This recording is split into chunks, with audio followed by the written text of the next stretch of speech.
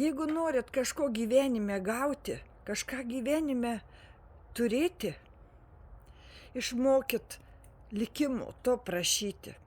Viskas susiję, viskas šioj visatoj yra užprogramuota. Kaip tą daryti?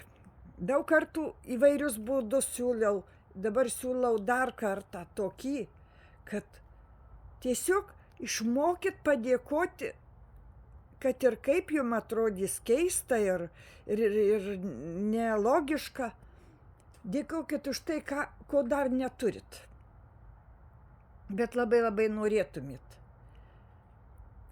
Prašykit, dėkokit, kad turit tokį nuostabų žmogų šalia savęs, gyvenimo partnerį, kad turit sveikatą, kad esat sveikas, kad turit tokius nuostabius draugus, kad turit tokį namą, butą, sodybą, viską, ką norit turėti šiam pasauly, šiam gyvenime.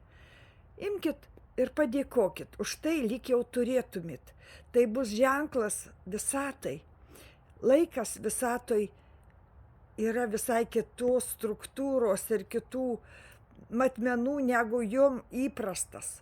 Tenais akimirka, tai yra visas jūsų gyvenimas.